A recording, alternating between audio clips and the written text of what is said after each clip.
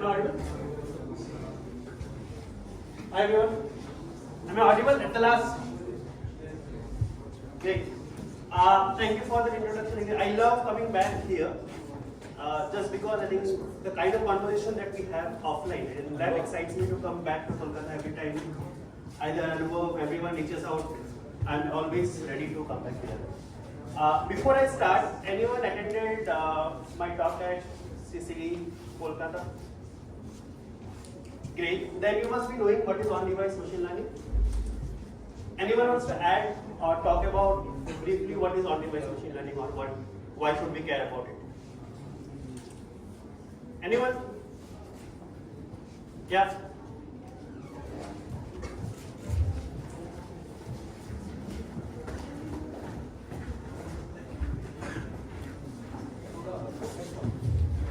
Yeah. So on-device machine learning, which we run ML models in our local system. What? Yeah, both.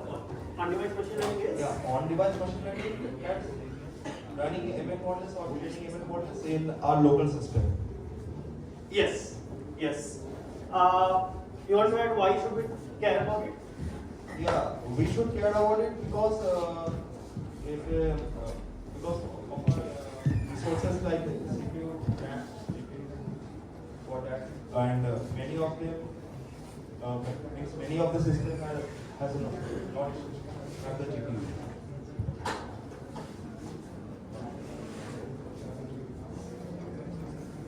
Yeah, so let me just summarize.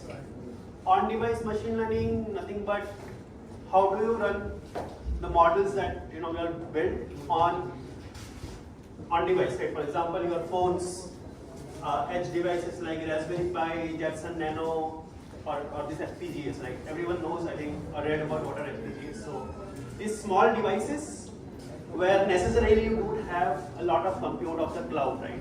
And it's kind of me oxymoron talking, who works at Google Cloud and talking about why you should not deploy your models on cloud and care about deploying this on cloud.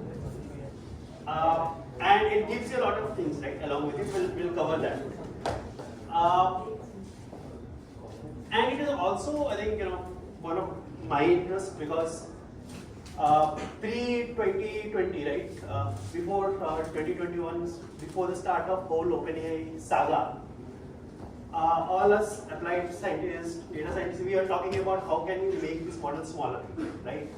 We used to care about latency, that how much time we take to give that prediction out. How can we reach next billion users who are offline, who are remote? But suddenly with this rise of LLMs, we are just okay that this model will take 2 seconds to predict. We're just okay with that, right? We forgot our own principles why we are working on making these models good.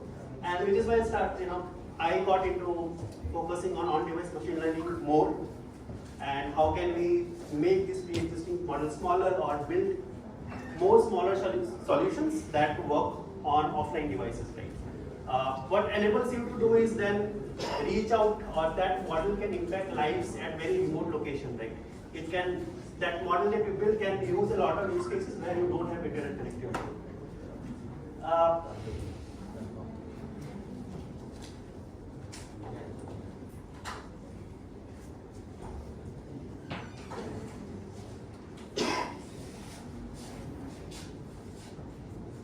This is not as per plan, so I'm not. Okay, so what I'll talk about today is, however we take these LLMs. Recently, any use case that you've seen, right? LLMs, these are deployed on cloud, right? Because what are LLMs? Large language models. These are designed to be, so large that it cannot fit on these devices. And how can we use Keras, specifically Keras NLP, and thank Ahmed for helping me out there, giving an introduction on what is Keras NLP and TensorFlow Lite. Literally every product out there today that we have seen being used has some LLM flavor given to it, right? And in this era, any product you build, and a lot of your, for example, GDSs, right? We'll be building a lot of these solutions for small let's say users, then how do you deploy or let those users use these LLMs? Yes, LLM offers a massive step. It can do things like summarization, language understanding, question answering, translation. It can do math for you if you give it the right prompt, or even do code completion. Right? Everyone, how many of you use code completion today? Some from the other, right? But it comes with a lot of caveats, right? Starting with LLMs are expensive to serve on cloud just because, for example, BARD, right, is around 35 million parameters. And for each user query, it takes around 2 to 10 seconds. And that means, right, and these models require a lot of fine tuning, right?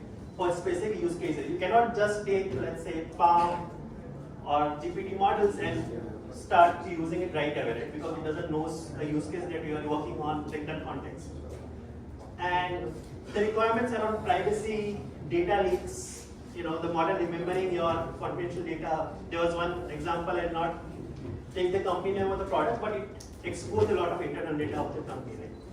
And personalization, right? There are these challenges. Then, if we want these good things to build the solution, but we have these challenges, what can we do? How can we make these LLMs run offline? And this is again personal experience. When this comes, a lot of customers. I work with a lot of the Google Cloud customers, help them build these solutions. When they come saying that I have to deploy or I have to use these models, but offline, these are reactions, right? Technically, you cannot. So let's cover on-device machine learning basics for everyone who did not attend that talk.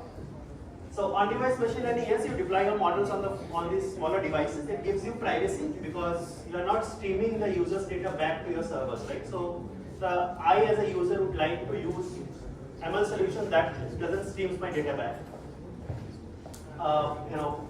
Zero latency or minimal latency because you're not adding any network load there, right? Because your model is running on the phone, so you are not doing a network call. And let's say, for example, if one user is in 2G versus one user is in 4G versus one user is 5G, right? So the network time would be more. So the API calls would take more time. Works offline, even if you go to, let's say, my village in Assam, right? That model will still work because it runs offline. And cost efficient, right? Because these are smaller, this can run on phone, you are not incurring additional cloud cost. You're not incurring additional cost to host the model, you're not incurring additional cost to maybe, for the API or the network that the model is going to use. And there are a lot of frameworks, right? There are a lot of toolings available today that lets you do it, right? Right, with TF again, right? This helps you to deploy these models on both iOS devices, Android devices. Then there is TF Micro, which helps you deploy these models on embedded targets, right? For example, Raspberry Pi, FPGAs, Arduinos, these smaller devices. TensorFlow.js, I think I was just talking with someone around TensorFlow.js. So, what is TensorFlow.js? Anyone? TensorFlow.js? Anyone wants to add? It's an integration of TensorFlow ecosystem with GPU. Yeah, so same like how you can, so if you have to now deploy these TensorFlow Keras models on web applications, right? So which is where you use TensorFlow.js. Then there are a lot of tooling which is available, and then there is MOD, right? Which is, I think, released 2021. TensorFlow model optimization toolkit, which essentially helps you to quantize the model, do quantization aware training, prune the model, right? We'll discuss about those also. So let's talk about these three challenges that you have with on-device machine learning, right? First is limited hardware capabilities. All our phones are not, flagship phones, right? Everyone doesn't has a Snapdragon 8 Gen 2 phone, right? We will have maybe Snapdragon 7 or even Exynos or these processors, right? So because of this limited processing power that varies in user phones, you might have to target for the lowest configuration that you support, and then anything better is just cherry on the cake, right? So what you do in there is hardware acceleration, things like efficient runtime. So you select a runtime that makes you or enables you to run faster. Second is another challenge is model size and complexity. LLMs in nature are very large. So how do you shrink them, right? How can you make it smaller? One example is LoRa, but there are also more ways to do it, even make them even smaller, right? So you do model optimization, quantization. Again, anyone wants to talk about what is quantization? Yeah. I'm not asking. Yeah.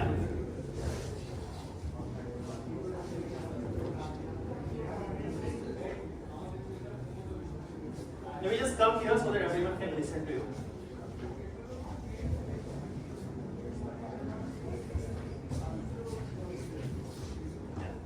Tell them. Yeah. Just fine tune, when you fine tune the parameters, like what you are need, and didn't lost the accuracy. Okay. I Even Bangladesh. তো basically আমরা কি করি যখন hello. তো আমরা যখন quantisation করছি তখন বেসিক্যালি আমরা কি করি না যে আমাদের যে প্যারামিটারগুলো ফাইন টিউন করবার দরকার আমরা শুধুমাত্র সেগুলোকে চেঞ্জ করি, অন্যগুলো আমরা চেঞ্জ করি না। তো তাতে কি হয় না আমাদের যে এরারটা খুব কম হয় এবং এলএলএম গুলোর অ্যাকুরেসি কম বেশি ঠিক থাকে, মানে it's similar to the original. Not exactly quantization. Not exactly quantization, but anyone else wants to add, or maybe I'll cover.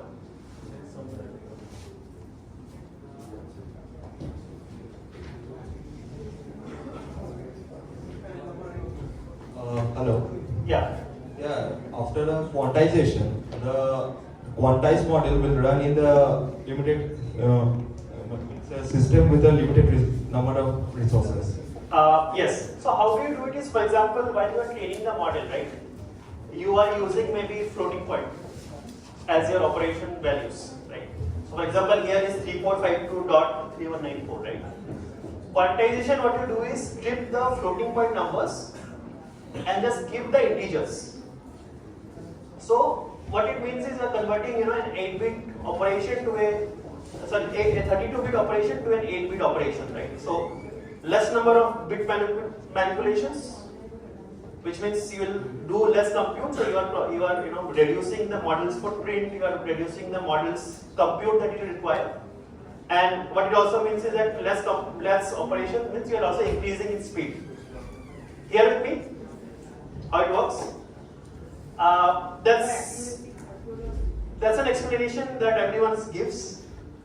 But technically, if you look at, let's say I'm not sure if you have read about the assembly language, right? I think microprocessors and microcontrollers.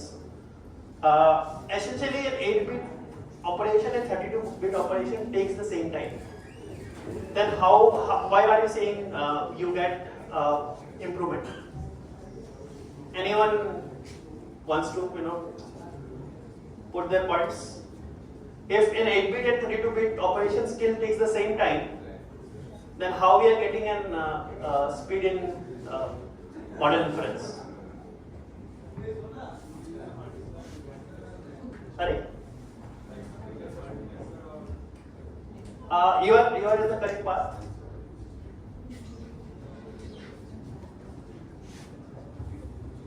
We can divide those 8-bit in 4 parts or 4 cores, use 4 cores to calculate. That is the parallel processing, right? That you can also do with 32-bit.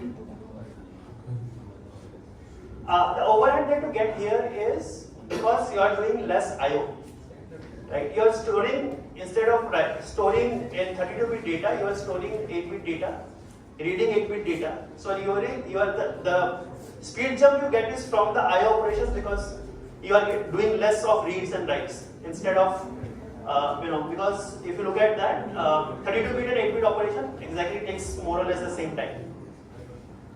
Going ahead from there, Yeah. The third is heterogeneity, right? What I mean is the solution that you build, this should maybe run on different hardware capabilities, different software capabilities, right? For example, the same model should work on an Android device versus an iOS device versus your cloud, right? So it should fit every use case, every environment, every backend, right? So for that, the solution that you build, right, it should be deployable in CPUs, GPUs, edge GPUs. It should not such that your model can only run on GPU, it cannot run on a CPU, or maybe you integrate with third-party APIs or other vendors which gives you that capability. Now that we know what is LLMs, what can it do, and what is on-device ML, what additional capabilities gives us, let's now try to put LLMs on your phones. Any Android developers here? People who have built Android apps? Okay. So there's something also for you. To start with, ULMs, Unified Language Models, are basically, which is PALM2 and BART is based on. These models excels at understanding language generation, translation, all of these things, right? These are highly multilingual. I think I just checked around 47 languages, and it is expected to grow to around 1,000 languages. It performs well in broad range of creative writing, sentiment analysis, code and math tasks, and a lot of these things. So that's about LLM, and I think more or less every LLM can do. So let's not focus on that. What additionally it brings you is that capability to unblock and a lot of use cases where you might want to use this LLM for offline purposes. Highly performant, for example, in a Samsung Galaxy S23, it can generate 30 tokens per second, right? And for an offline use case, let's say you have built an application that helps a farmer to maybe get knowledge around his crops, right? So in that situation, he can get more answers there. Compressed size, I think with quantization, 5 GB ULM model was reduced to around 1.3 GB, and this can be even shrunk further. Yeah, so this is how your entire journey would look like, right? From first, obviously, you have to either take a pre-trained model or build your own model, or fine-tune an existing model. Once you do that, which is where quantization, pruning, and these techniques come in, for you to shrink that model size, reduce its memory footprint, the amount of compute it needs, then convert the model to a TF-like model so that it can then be deployed on your phone. And then finally, you just package everything with a nice UI, an Android app, and then you can distribute it out to your users. Right? So we'll take this journey from starting with taking a pre-trained model, we'll not take a model now, to quantization, packaging it, and then deploying on an Android phone. I think more or less everyone has used this feature, right? Gmail autocomplete features, I think. So essentially it uses the same technology behind. We'll just try to emulate that and see how you can maybe rebuild similar applications for the problem you're solving, right? So let's build a demo. So scan this QR if you want to play with me, or just want the documentations, and you can play offline with that.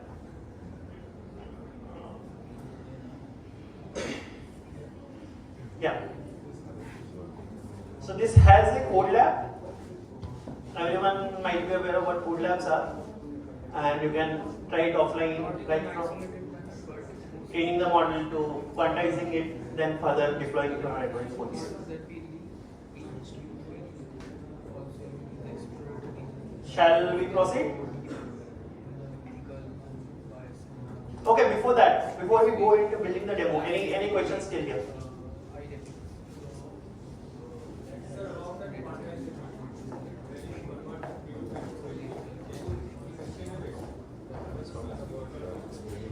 Okay, so let's take a model, right? The question he's asking is what is quantization and how do we do it? So let's take a model. For example, let's say an image classification model, right? It maybe needs at least 8 GB of GPU space in your laptop that you need to run. now our goal is to deploy the same model on a phone which has just 4 GB of combined RAM, right? Doesn't have a GPU.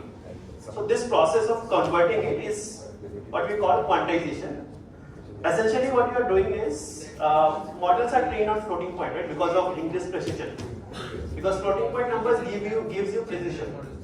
So what you are doing is removing that floating point and just working on integer numbers for that model. This way you are reducing that 32-bit operation to 8-bit operation. Because of that, you are reducing the model size. And because of also a couple of other reasons, you also get an increased speed jump. So maybe if the earlier model was running, let's say 32 frames per second, or let's say 8 frames per second, this new quantized model might be able to give you a real time of 32 frames per second inferences. Correct?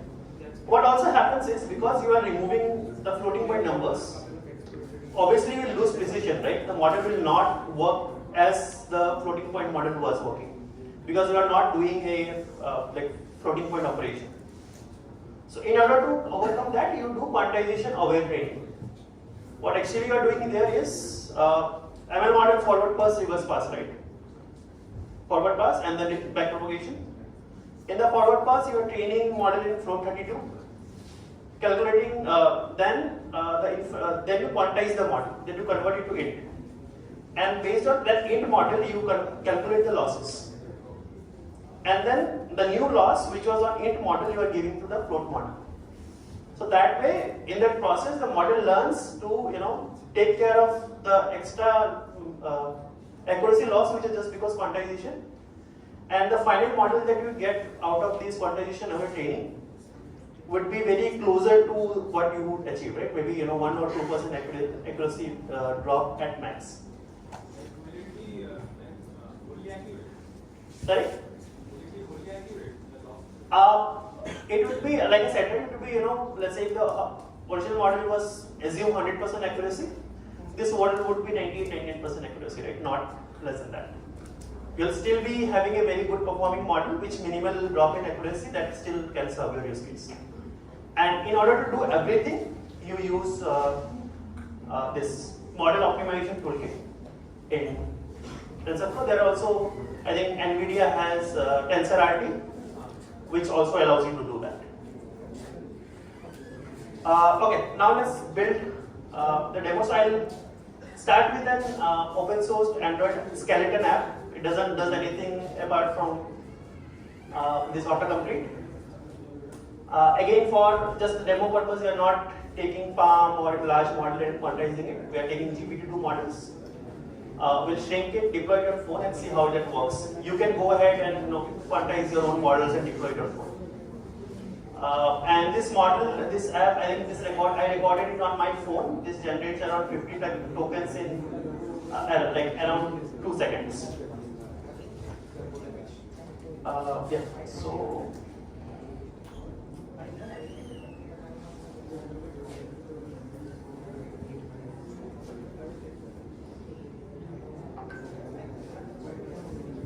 so right now, what you do is, you might be landing on this page. This is a Gold Lab on-device LLMs with Keras and TensorFlow Lite. Where you start is, you get this starter code repository where this demo is hosted. Download it on your laptops, and you just run the starter app, right? So now this app doesn't has an LLM with it. So if I just run or say hi, it says,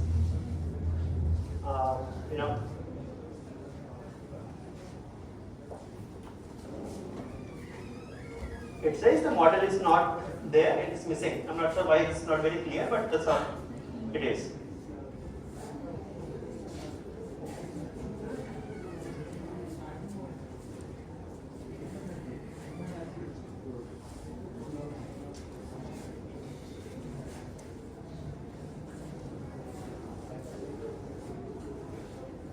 Is it clear now? Okay. So now that you have this skeleton app, what we'll do is, just go here. The next step, prepare for the LLM for on-device deployment. You go to this collab. what it gives you is this Scholar notebook, right? It takes you the entire journey of taking an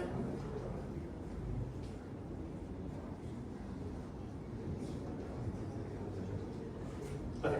So let's start. Again, what you do is import, install Keras NLP. You know what Keras NLP is from the talk of Vish. Then you import the libraries. What we then start doing is, I'm using this GPT-2 base English, but here in GPT-2 backbone you also have a lot of these models, right? Large, extra large. So the larger the model, we know the larger the capability it has. Let's take this model. We're just predicting, and if you see, I'm giving an input saying my T2 estimate was a bit blur for me. It was not able to get estimate because it was blur, cloudy and these details, right? So now we know that this GPT-2 model works. Yeah, I think we spoke about this. I'll also skip this. Yeah, essentially what you are doing is you can also use this to tokenize your inputs and then use these tokens as an input for your the model to consume and predict what is the next word.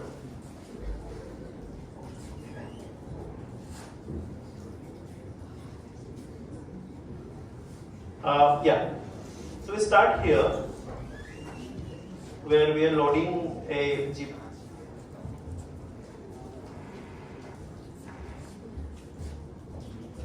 Yeah, let's load a fine-tuned model, Keras NLP.models GP2 casual LM, and we're loading a model which is trained on Reddit dataset. We load the model and then we go ahead and I think this is better. So we load the model and we just wrap the predictor function so that we just wrap the function so that our run inference function can call this generate and get the predictions out. Once you do that, then what we do is we use TF-type converter to now convert these model, which is written on Keras, convert it on a TF-type model, and then store the model. And then just save the model, right? So all of these steps are there in the notebook. You can play around with whenever you want. Once you have that, you save the model as a quantized model and just download that model, right? Once you download the model, again the step is very clear. What you do is so there's this location on the Android source app SRC main assets. You just place this converted TF-type model in this location, and once you do that, we just rebuild this.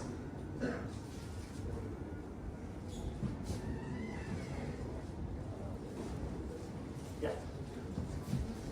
So here, if I write,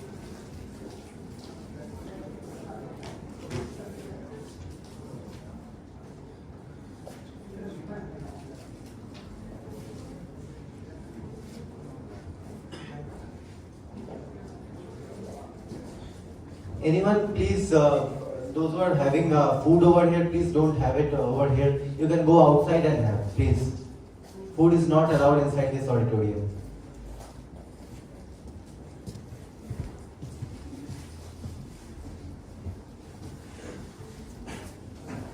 So now once you load the TF-type model location and rebuild it, now you can see that LLM model is more or less working on the real time, right? It says about Kolkata,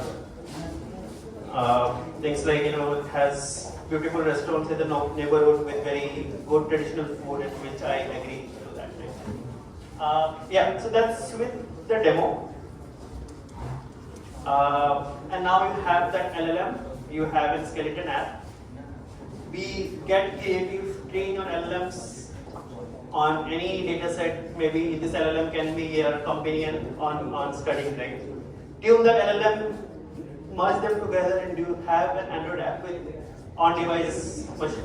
This LLM model is running That's all. There's a detailed video on the demo on how do you go through each step. You can scan this, and I think that's a 2-hour long video if you want to go step by step and learn everything in detail.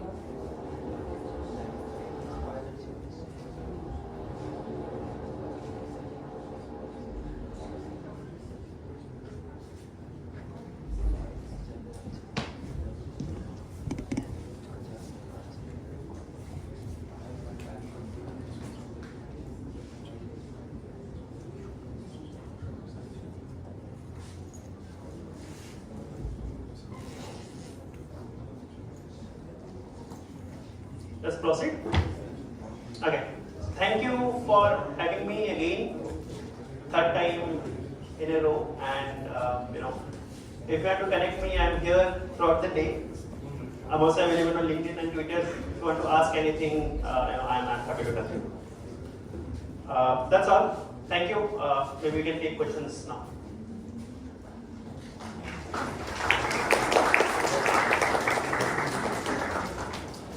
Can you please go to the code part slide? Yeah. Where there was a simulator of the Android. Okay. Yeah. Is it possible to zoom it out the font?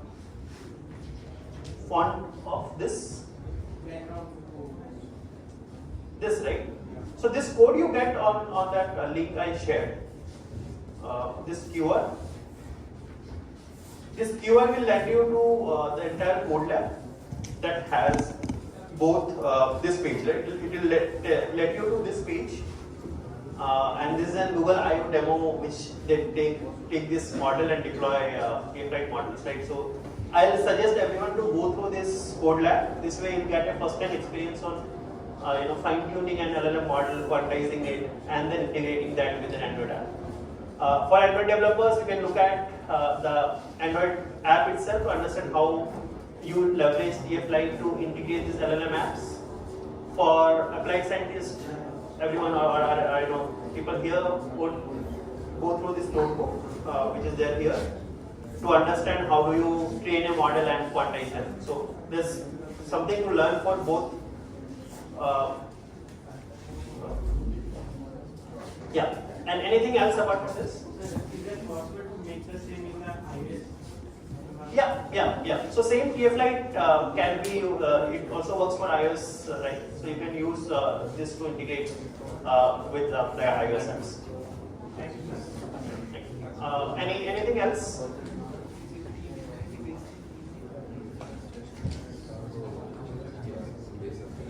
No question. Okay, great.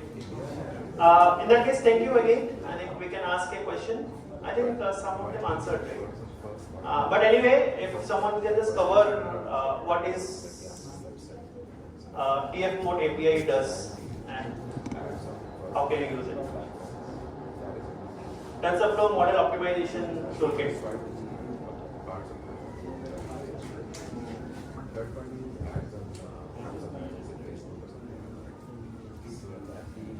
Nobody wants a goodie?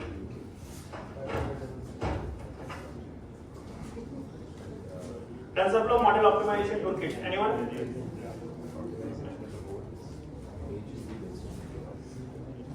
Yeah, I might not be totally correct. Though the thing is that the TensorFlow model helping is like it helps us to quantizing the whole the data set, and it's helping us to make it in a small way so that we can get it in a quick or lesser time frame, and it gets us our device a little bit faster, and we can get our work as we are intended to have our output. Yes. So again, just repeating, TensorFlow model optimization API, as the name suggests, helps you to optimize your models so that it can run smaller, less memory, less compute, and can run on your devices. Cool. Thank you for having me again.